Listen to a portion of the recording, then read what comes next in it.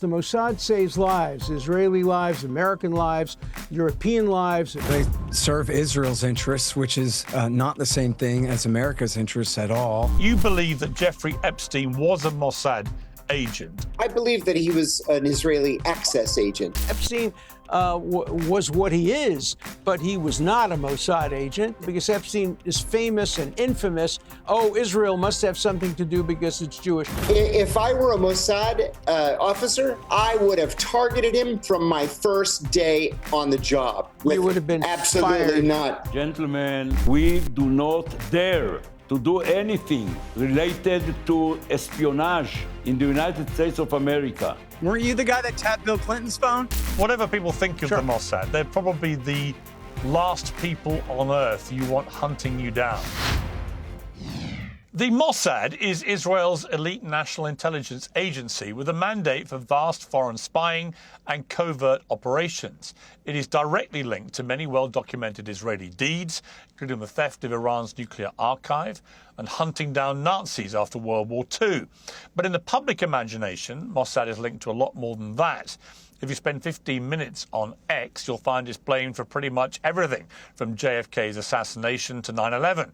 More plausibly, many authors and journalists have linked the Mossad to Jeffrey Epstein, the Jewish financier they argue provided young girls to powerful people as a honey trap and used the incidents to blackmail them for Israeli intelligence. Well, critics of thus cultural Mossad obsession say it's another version of an old trope which essentially blames Israel for everything. In this special edition of Uncensored, we're taking a deep dive into the good, the bad and the ugly history of an agency whose founding motto was by deception thou shalt do war.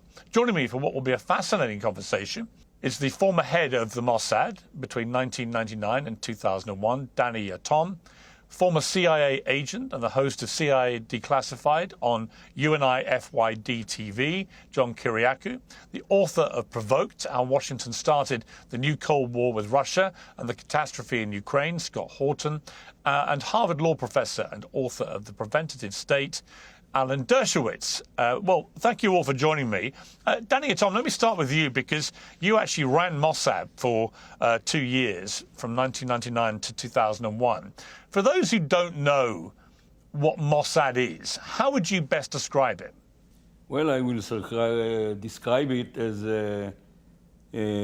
almost the best intelligence and security organization in the world, and if I exaggerate, and it is not the best one, it is one of the 3 best ones. And in terms of what Mossad does on a daily, weekly, monthly basis, what is the majority of Mossad time spent doing? There are a few main goals that Mossad should achieve during the years. One is to fight terrorism, mainly out of the boundaries of the State of Israel. The second one is to fight non-conventional capabilities and to make sure that hostile countries and enemy countries will not have nuclear capability. And nowadays we are talking about the possibility that Iran will acquire a nuclear capability, and Mossad, maybe one of the most important goals or missions of the Mossad is to make sure that Iran never will have a nuclear capability or any other non-conventional weaponry. And in addition to it, it deals with gathering strategic information or strategic intelligence and enter it into the process of decision-making by the Prime Minister and his team. Okay, Scott Horton, do you think Mossad is a force for good or not? Well, they serve Israel's interests, which is not the same thing as America's interests at all. And on the topic of Iran's nuclear program, for example, they forged what was purported to be an Iranian scientist's so-called smoking laptop back in the W. Bush years. And they pretended that this laptop proved that Iran had a secret nuclear weapons program.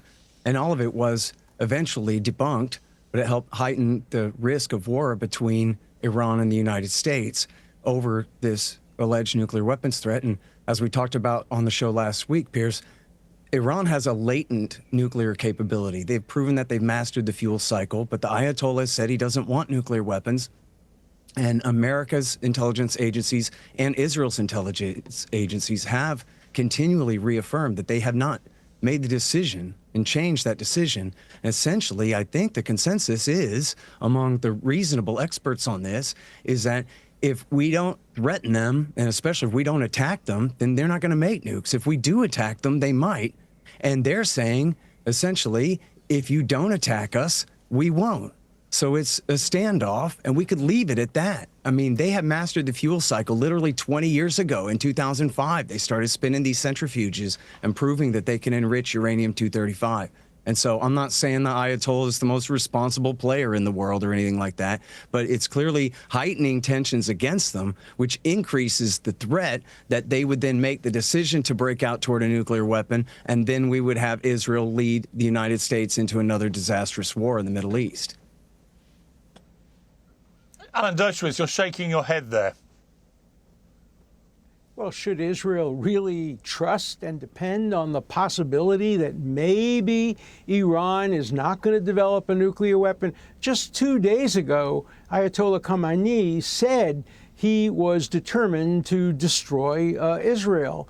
Rafsanjani, the former liberal head of Iran, said if Iran develops a nuclear bomb and drops it on Tel Aviv, it will kill 3 million Jews, and Israel is a one-bomb state. It will end Israel. Israel will then retaliate and drop a bomb on Tehran. It will kill 10 million Muslims. But the trade-off will be worth it because it will be end of the Zionist entity and Islam would still survive. Life is always a question of probabilities and possibilities. And in my new book, The Preventive State, I go through all the options that governments have to try to prevent likely, sometimes even unlikely scenarios. And the CIA, as well as the Mossad, are there to minimize the likelihood of devastating experiences. You ask if Mossad is good or if it's evil. I actually defended 2 young men who were arrested, Mossad agents in Cyprus, back in the 1990s. And I got a letter from the former head of the Mossad, the man who preceded the guest, and here's the way he ended the letter, and this tells you everything you need to know. May we all live to see the day when a profession such as mine gives way to more pleasant occupations. Still, there is still some time and a way to go before this comes about. Look, we know the Mossad is necessary. The question of whether it's good, evil, intermediate, those are matters of degree and opinion. But the idea that Israel, one of the smallest nations and the most hated nations in the world, one of the most frequently attacked nations, attacked since even before it was established, could do without the Mossad is preposterous. The Mossad saves lives, Israeli lives, American lives, European lives. It prevents terrorism. And like all intelligence agencies, it does things we wish it didn't have to do. As the former head of the Mossad said, we hope for a day when that profession is not necessary. But tragically, we're not even close to that. So 2.5 cheers for Mossad. It does a great job. It's more like the CIA than it is like any other intelligence agency. And on balance, it does a great deal of good, not only for Israel, but for the world. I mean, Alan, the Israeli historian, author and politician Michael Bar-Zohar said of the Mossad, the dirtiest action should be carried out by the most honest men. Does the end justify the means to you? You're a very, very high-profile and very highly reputed lawyer. Are you comfortable with the way that the Mossad has conducted itself over the decades from a legal perspective, or sometimes is it justified for the Mossad to behave illegally if the ends justify the means? The IRS is the biggest collection agency in the world. Enforcement has ramped up in 2025, and if you owe back taxes or have unfiled returns, waiting is not an option. The longer you do, the worse it gets. The smart move is to get ahead, but never contact the IRS alone. Let the experts at Tax Network USA handle this for you. Why? Well, not all tax resolution companies are the same. Tax Network USA has a preferred direct line to the IRS, meaning they know exactly which agents to deal with and which to avoid. They have proven strategies to settle tax problems in your favor, whether you owe $10,000 or $10 million. Tax Network USA's attorneys and negotiators have already resolved over $1 billion in tax debt. You can talk to one of their strategists today. It's free. Stop the threatening letters, stop looking over your shoulder, protect yourself from property seizures and bank levies. Don't let the IRS control your future. Call 1-800-958-1000 or visit tnusa.com/Piers. That's Piers. April 15th is upon us. Act now before the IRS does it first. Call 1-800-958-1000 or visit tnusa.com/Piers. If the Mossad could have prevented the Holocaust, if it could have prevented October 7th, if it could have prevented some of the other devastating events, the killing of so many American Marines in the barracks in Lebanon, then you might say, yes, the means, even if they sometimes exceeded the limits of acceptable law, would be justified.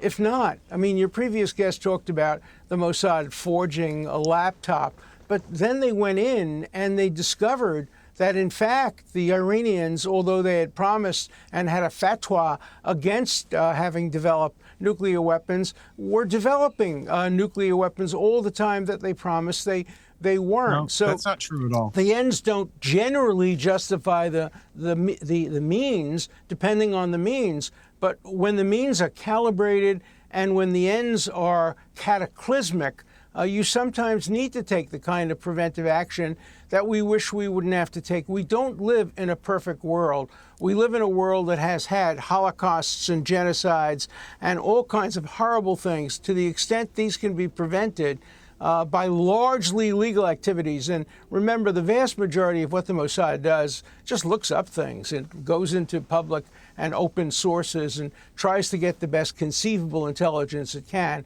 But it also has to engage in terrible actions. Yes, it has to kill people who have killed Israelis in order to send a deterrent message.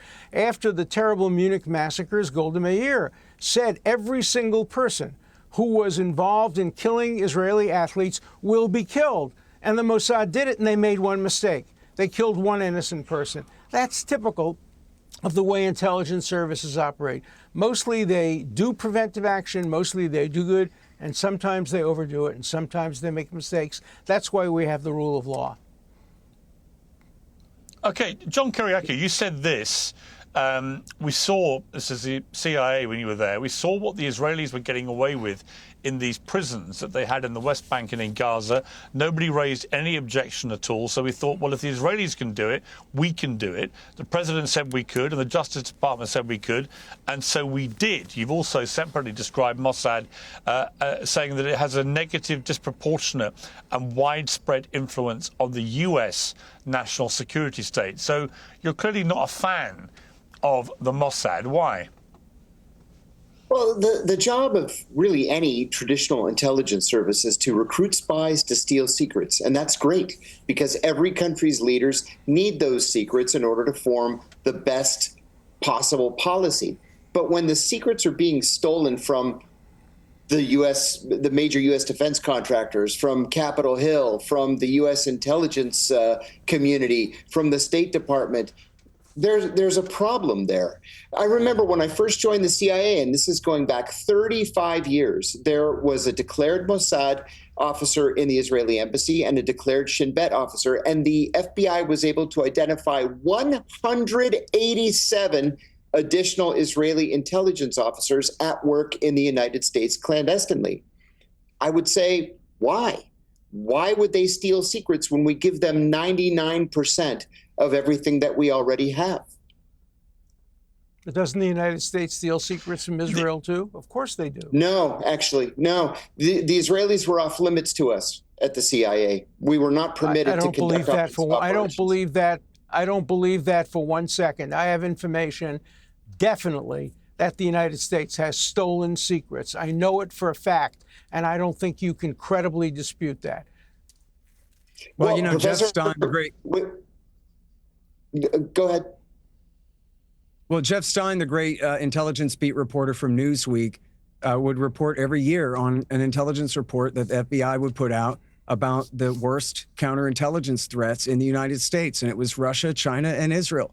And eventually what happened was it caused such a scandal after time of this coming out that Dianne Feinstein ended up changing the rules so that they didn't have to issue the report anymore, so that Jeff Stein wouldn't be able to report on it anymore. But they were alleged by the FBI counterintelligence division to be the most damaging spies in America, only after our supposed adversaries, Russia and China. In fact, at the CIA, we were not permitted to go to Israel. Well, hang on 1 second. I want to ask Danny, actually, because you ran Mossad. You know, did Mossad steal secrets from the CIA, for example? As far as it was published, nowadays, no. The answer is no. Probably it was the situation until the Pollard affair.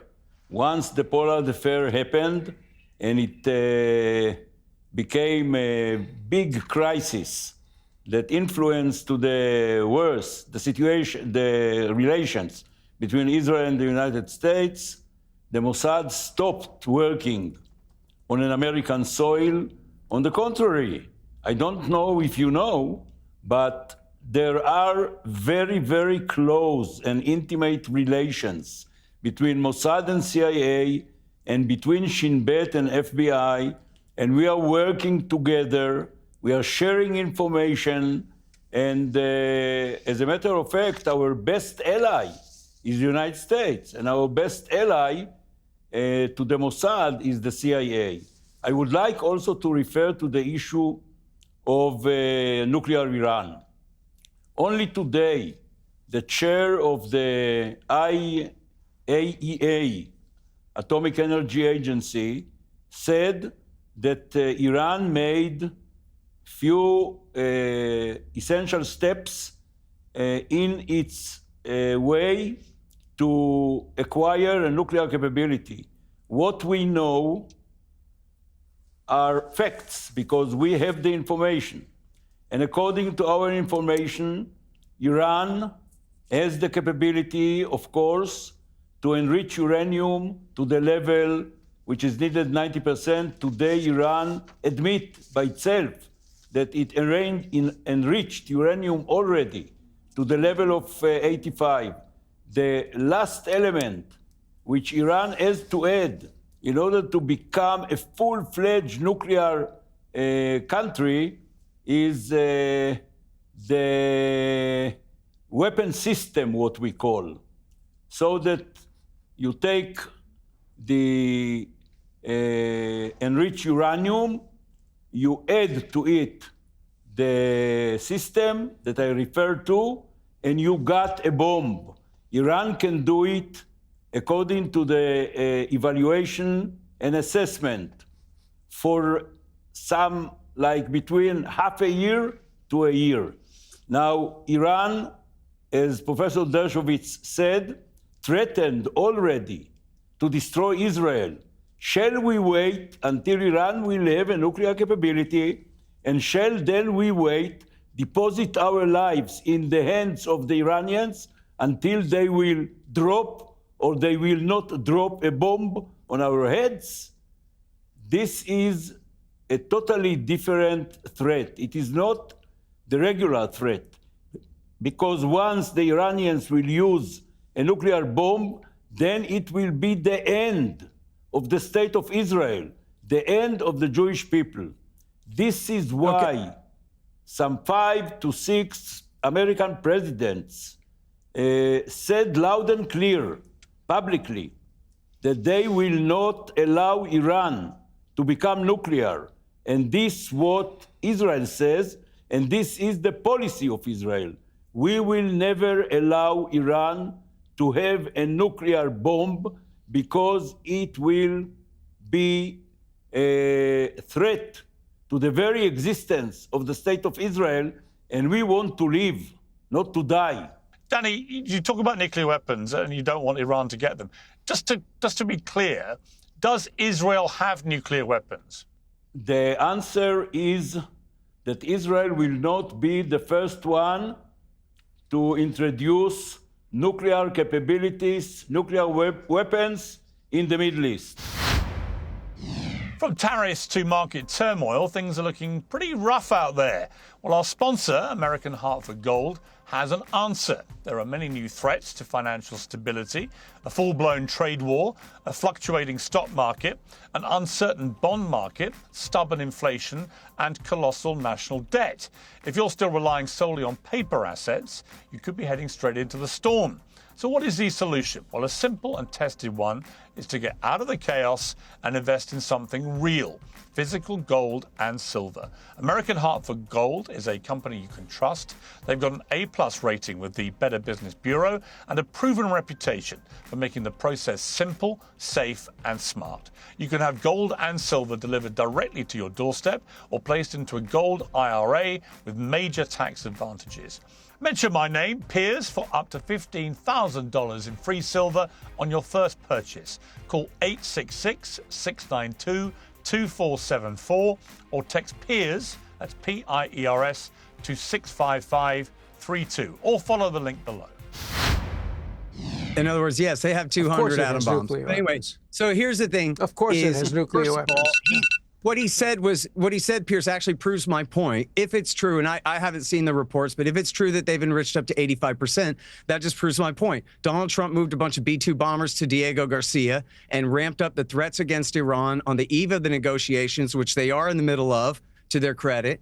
And so clearly the Ayatollah is strengthening his hand by saying, oh, yeah, well, I'll enrich up to 85% and get closer to the threshold there. So that just proves that these threats, the maximum pressure sanctions and the endless threats against Iran aren't productive. They're not going to give up their entire nuclear capability no matter what we do. And then importantly, but doesn't it also prove that you need the Mossad? Let me finish, and I promise I'll let you.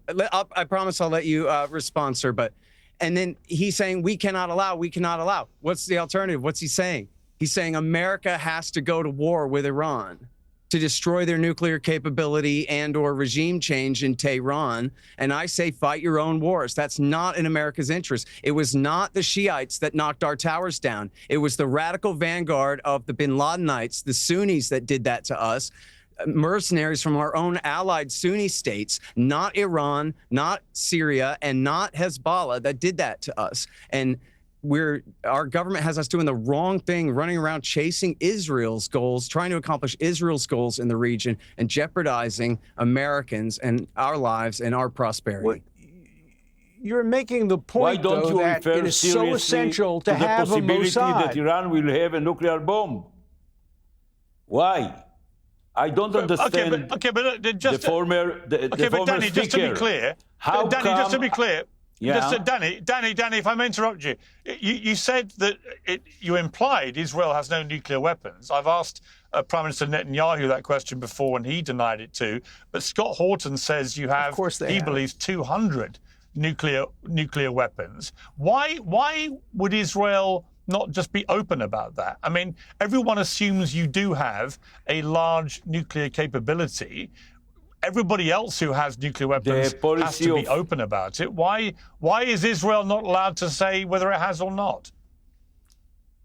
Because since many years ago, Ben-Gurion, the founding father of the State of Israel, who was also the first prime minister, decided that in relation to the question of nuclear capabilities, Israel will be vague, and we continue to be vague.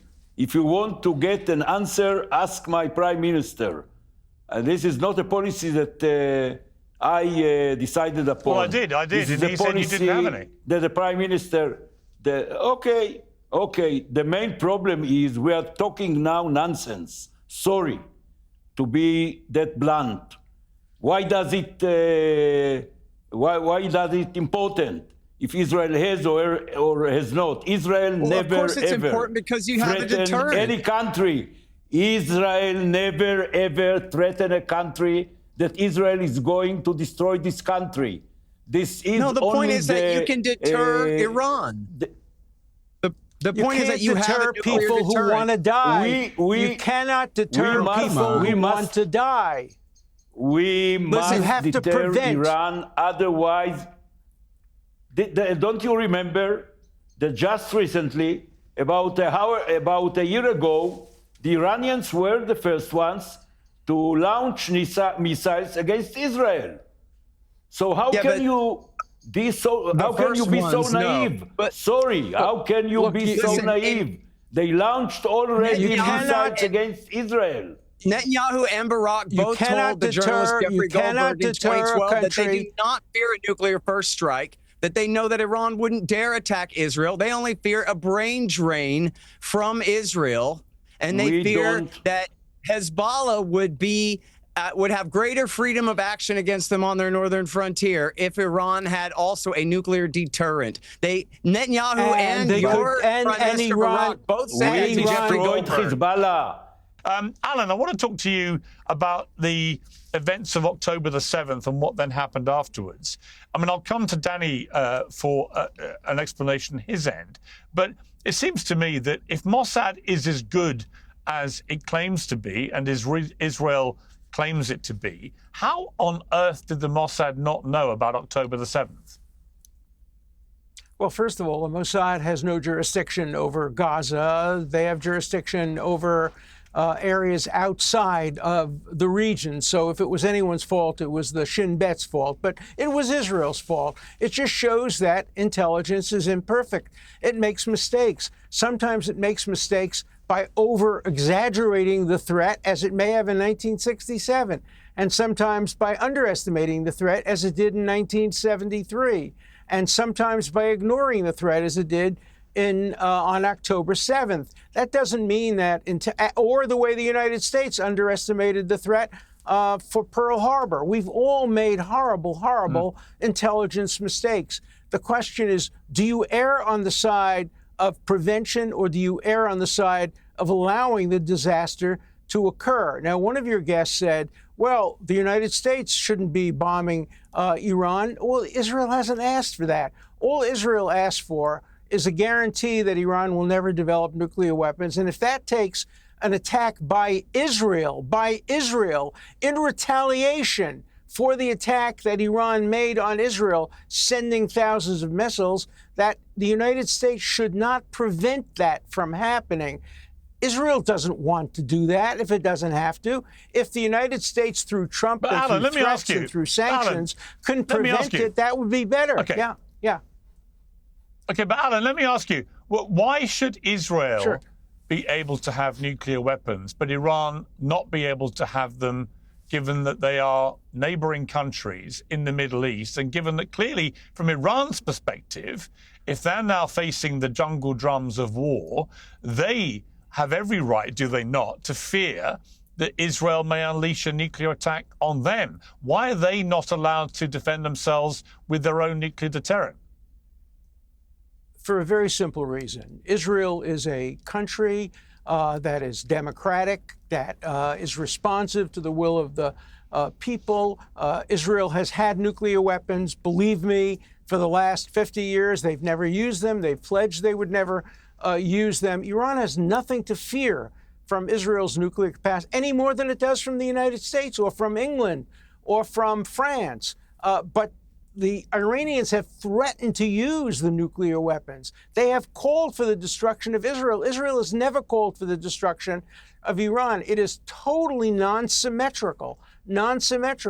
You cannot deter people who believe that the best thing they can do is die in the name of Allah. You cannot deter them when the only deterrence is in the world to come. Whereas Israelis are deterred by the fact that they want to live. They're very different cultures. Why haven't they made nuclear weapons yet?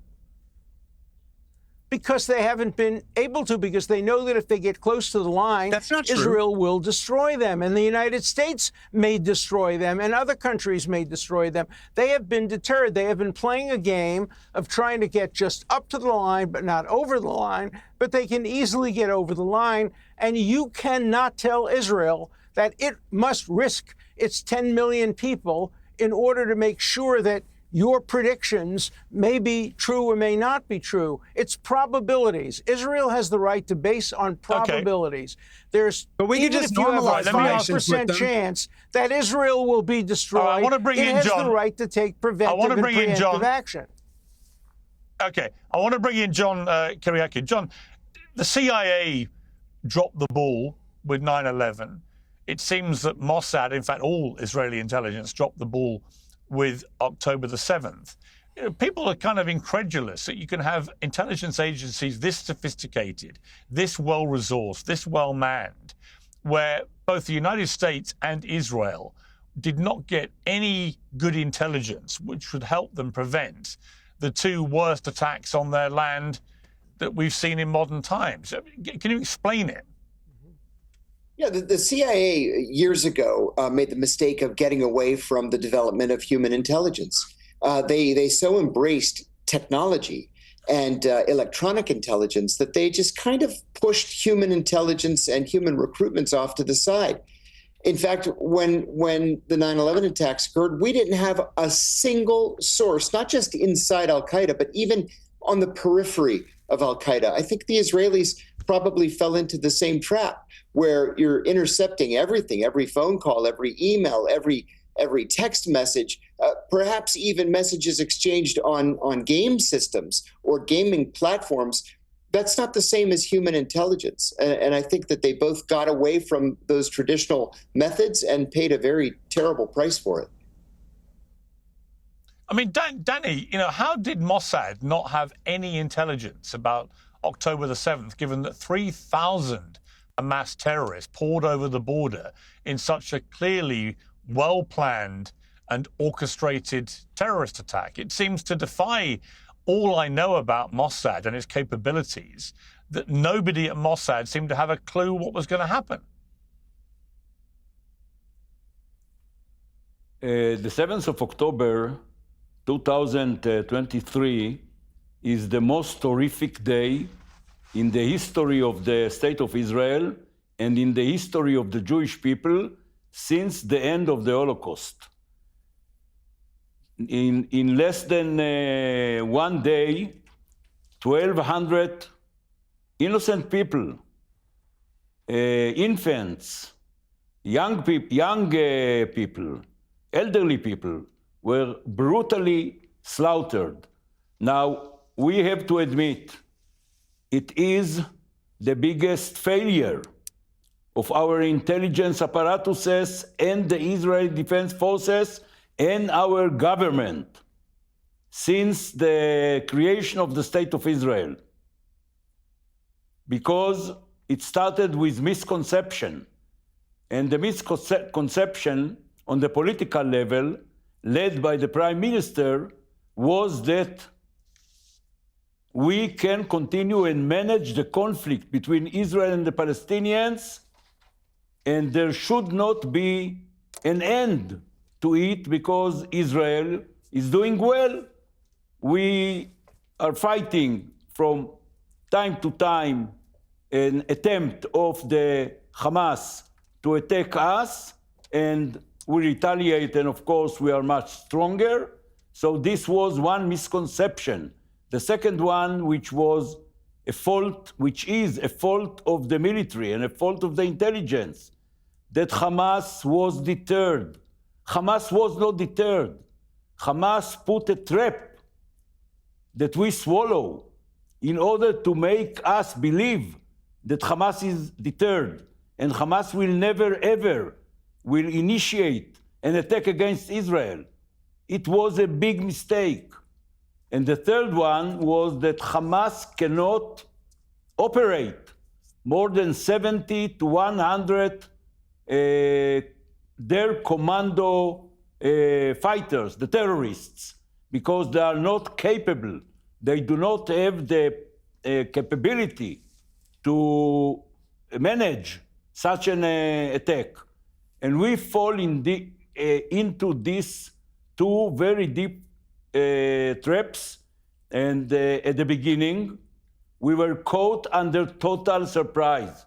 Look, I remember the surprise that we were caught off during the Yom Kippur War. I was a young major fighting the Egyptians in the Sinai Desert. We were totally under surprise. But what happened on the 7th of October was even worse, because we had to fight first and foremost in order to clean Israel from all those terrorists that conquered almost all our villages, which belong to the border, which are situated along the border between Gaza Strip and Israel. So we were strong enough in order to come back on our legs, and the rest is history. We fought against Hamas, and we are still fighting. We need, and I, with some 48 or 42 years of experience, both in the military and in the Mossad, I myself cannot explain to myself, how did it happen? How could it happen? And therefore, in order to get the answers, we need to have a national inquiry committee that the Prime Minister avoided until now. But if we want to know the exact line of events that happened during mainly the 7th and the 8th of October, we need a national inquiry committee. And this is something that we will have to persuade the government to have. Okay, Scott Horton, what's your sense about this? I mean, there are some conspiracy theories that people at Mossad must have known and indeed did know. What do you believe? So, no, I don't agree with that. But the people who make that case, they have many strands to put together, including the New York Times reporter Ronan Bergman, who he reported that Shin Bet, I guess, did have the complete war plan a year before the attack. And I don't know if that's the entire story, but there are other reports in Israeli media along those same lines, too. And then I think what the gentleman was just saying is right, but very crucial for people to understand. What he's really saying is, or he's kind of acknowledging implicitly, that Gaza is an Indian reservation, right? Israel conquered and took this territory in 1967. And what happened here was, because of these assumptions that Hamas, they won't do anything. I have a friend who said that he was stationed over there with Israel working on some anti-missile stuff. And they would say, now Hezbollah, those guys could fight. But Hamas, they're like the Crips or the Bloods or something. They're nothing. And they would just downgrade them and disrespect them and thought. And so, but the point being then that what happened, because of that attitude, because they had automatic machine guns out front, like on Idiocracy, right? What happened was they got completely caught with their pants down, derelict of their so-called duty to keep these people imprisoned on a Saturday morning. But then, so what's the point there? The point there is to illustrate the absolute power imbalance. The reason we call this October 7th, and even he included October 8th, fine if some skirmishes lasted past midnight. We don't call it the second week of October or the autumn of 23. The whole thing basically was over by dinner time, because what happened here was essentially what was supposed to mostly be a mass kidnapping raid that did include a lot of murders of innocent people as well. That went wild. They couldn't believe, I guess, how easy they had it. And so they went further than they had even planned on doing, apparently. But nobody thought that they were invading Israel and destroying Israel, or that they posed a threat to Tel Aviv or to the IDF or anything like that. And so, but then what that means is, the point being, they could have just been under siege worse, again, more this whole time. We haven't had to have this massive bombing campaign this whole time. And I know I read up a little bit on Mr. Yatom here, and I saw where a year ago he was saying we should have a ceasefire and negotiate over the hostages. Tens of thousands of people have been killed in the Gaza Strip. And the new reports say that Hamas is estimated to have 20,000 fighters. In other words, they did nothing. It's Stanley McChrystal's insurgent math. 10 minus 2 equals 20. The more innocent people you kill, the more fighting age males you drive into the insurgency, the longer the guerrilla campaign goes. In other words, just like with the Taliban and the Pashtuns in Afghanistan, you can drop H-bombs on them all, but you cannot pacify them any other way. And so by waging this counterinsurgency campaign, think of all of the people who died. 2005, yeah, but in 2005, Israel left the Gaza. It gave it over to the people of Palestine. It said, build That's not true Singapore on the Mediterranean. Alan, come on. I know that you know from better 205 to 206, let me finish. From 205 to 206, there were no restraints. They could have built a wonderful, wonderful community. They didn't. They voted for Hamas. Hamas took over. Hamas then murdered the Palestinian Authority. Hamas then sold thousands of rockets into Israel. The people of Gaza could have been free in 2005 when Sharon, who was a hawk, said, we're going to give it over to you. We're giving it back unconditionally. I was in his office when he made that decision. He told me about it. And I said to him, Prime Minister Sharon, let me finish. I said, Prime Minister Sharon, you're making the right decision to get rid of the settlers in Gaza. You're making the wrong decision to give up the soldiers in Gaza. There must continue to be a military occupation until there's actual peace. I wish he had followed my advice, but between 2005 and 2006, nobody was to blame for what happened in Hamas except what happened in Gaza, except Hamas. So let's put the responsibility where it belongs. They could have had an innocent, completely good state. Okay. I don't want to have a wider debate about the war. I'm talking specifically for the purposes of this debate about Mossad. John, I want to come to you about something that you stated, which is that you believe that Jeffrey Epstein was a Mossad agent. I believe that he was an Israeli access agent. You know, if a foreign intelligence agency wants information from very highly placed sources or from very important sources, they're not going to be able to recruit those sources directly. So you recruit somebody who has access to those sources. And I think that that's most likely what Jeffrey Epstein was. Okay, Alan, you knew Jeffrey Epstein. I was in Israel writing a book, and one day Jeffrey Epstein called me. I was his lawyer, and he said, I've never been to Israel. I'd like to come there and meet some people. Can you get a lunch together for me with 6 of Israel's smartest people? And so I arranged a lunch in the Tel Aviv hotel at which the president of the Supreme Court, the dean of this, the dean of that, he didn't know any Israelis. He absolutely didn't know anybody. I took him on a trip to the Shuk. We bought a couple of souvenirs. He got on the plane that night. He knew I had Barack afterward. As a matter of, they did business together, but not when he was the prime minister at all. And the idea that the Mossad would retain somebody like Epstein is just preposterous. Epstein was what he is, but he was not a Mossad agent. And the idea is so conspiratorial and so absurd. It just focuses on, because Epstein is famous and infamous, Israel must have something to do because it's Jewish. At bottom, it's a core anti-Semitic notion. If you're Jewish, nonsense. You must have some connection with Israel, and you must be doing bad things, and you must be a spy for Israel. It is so preposterous, so absurd. Epstein was many things, but he was not on the contrary, a member of Mossad. If I were a Mossad officer, I would have targeted him from my first day on the job because he had access to important people. You would have been fired then. You would have been absolutely fired. Not. Important people with important information. You are dealing with fake information. Well, let's go to somebody who may know the answer for sure. Danny, yes, talk to us about Jeffrey Epstein. Remember, I reiterate what I said some 15 minutes ago. since the Pollard affair, we do not dare to do anything related to espionage in the United States of America. Weren't you the guy that tapped Bill Clinton's phone?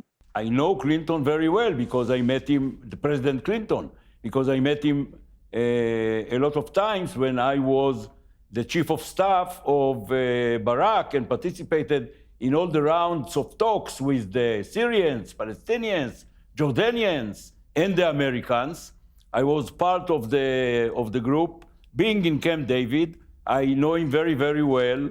I appreciate very, very well President Clinton, and I think that he, as all the other presidents as well, assisted essentially the state of Israel.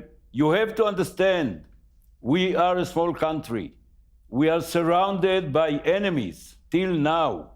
All the terror organizations are with the aim to kill as many Israelis and as many Americans, by the way, as possible. The Iranians call us the little Satan, and you they call the big Satan.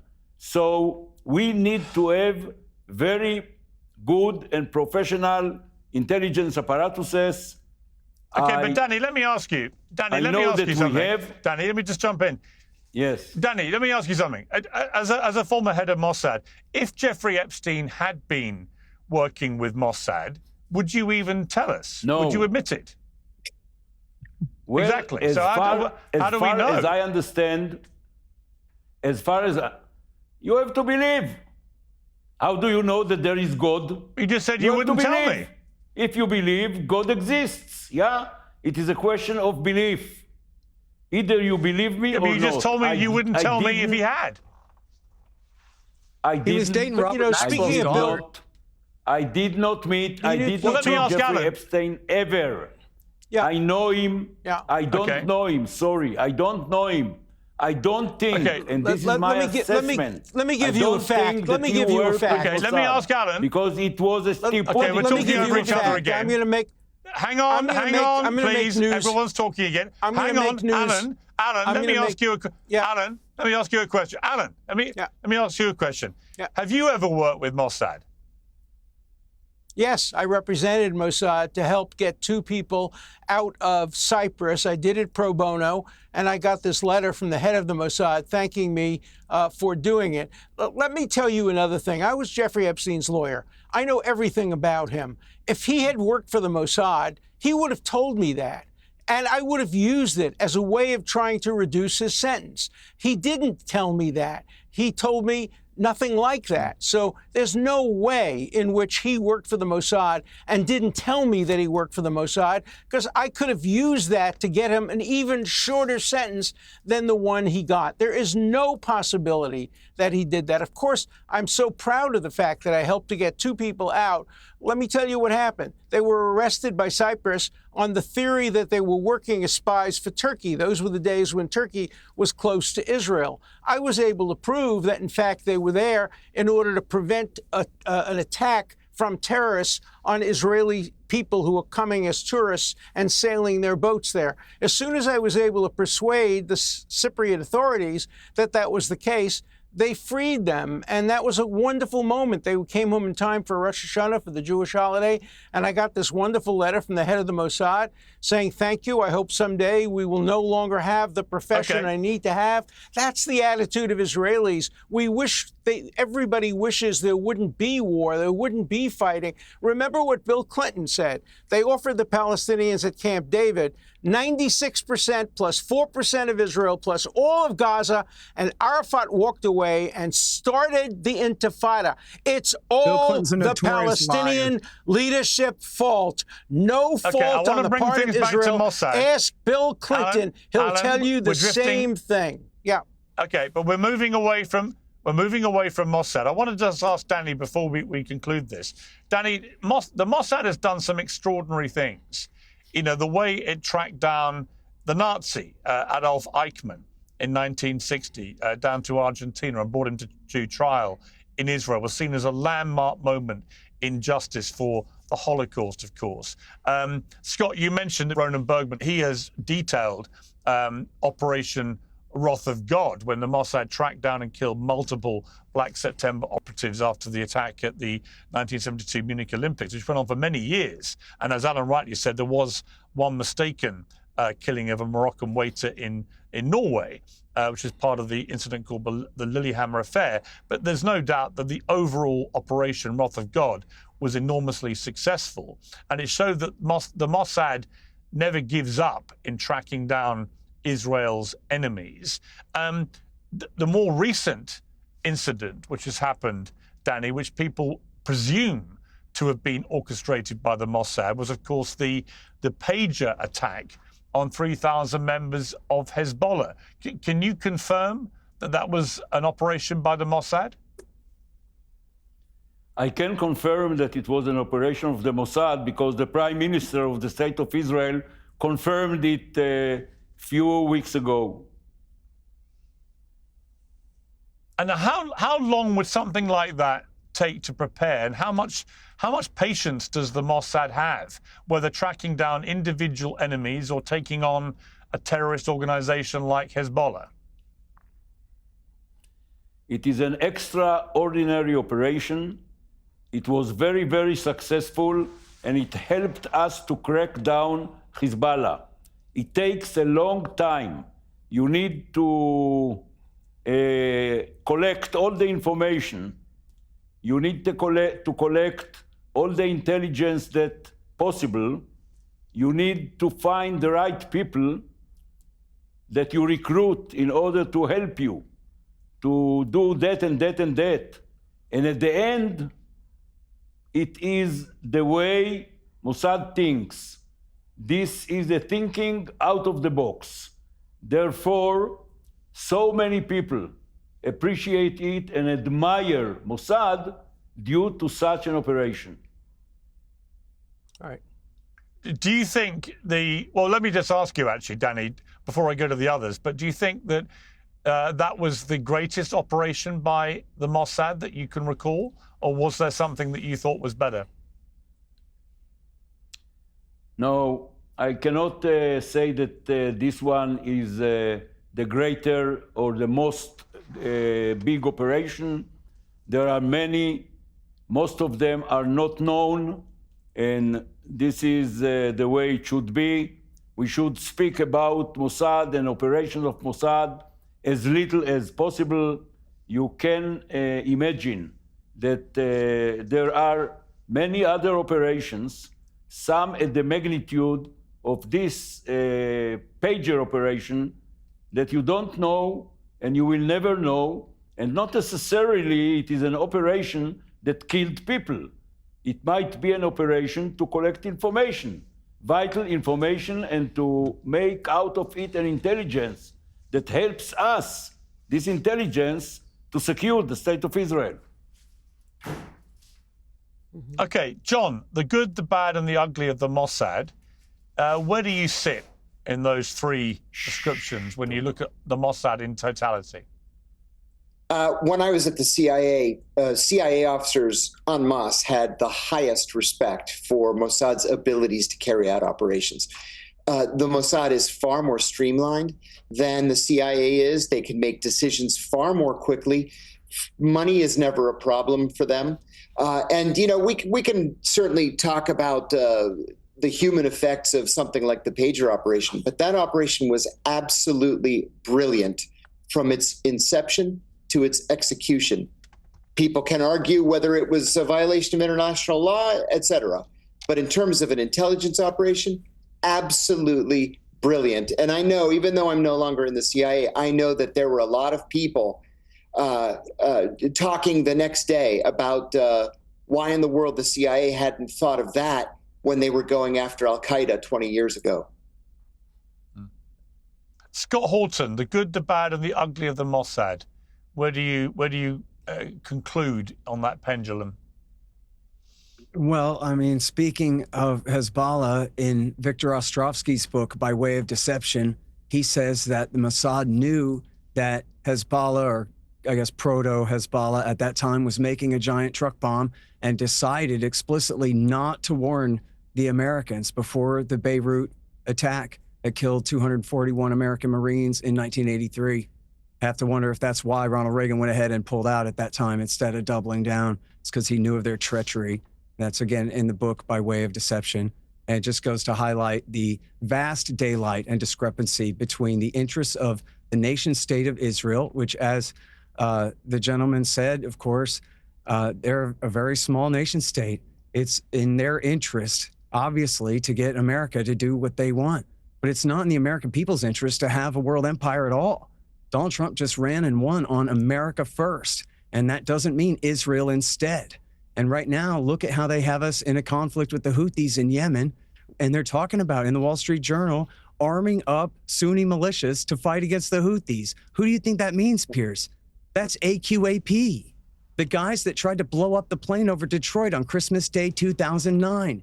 Al-Qaeda, real-ass Al-Qaeda, enemies of the United States. They are the Houthis' enemies. And, you know, before Barack Obama stabbed them in the back in 2015, America was passing intelligence to the Houthis to use to kill Al-Qaeda with. And then he turned around 2 months later, that's in January of 2015. Anyone can read it in the Wall Street Journal. 2 months later, he turned around and stabbed them in the back and took Al-Qaeda's side against them. And we've been fighting as Al-Qaeda's Air Force, helping Saudi and UAE, and now with our own Navy, and threatening to send in even ground forces or intelligence officers to support ground forces against the Houthis there. They bombed an apartment building and bragged about it, got caught bragging and boasting about bombing an apartment building.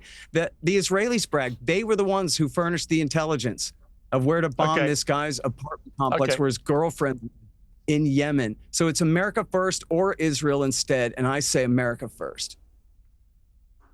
Okay, Alan, I think it's America. It seems to me that whatever people think... Well, Alan, I'm going to ask you a specific question. Whatever people think of the Mossad, is one thing that seems indisputable to me, given its long history, is that they're probably the last people on earth you want hunting you down, which is a testament to their extraordinary operational skills. You know, people can quibble about individual operations and legality and so on. I don't think many people would quibble with the extraordinary effectiveness of the Mossad when they are in pursuit of something or somebody.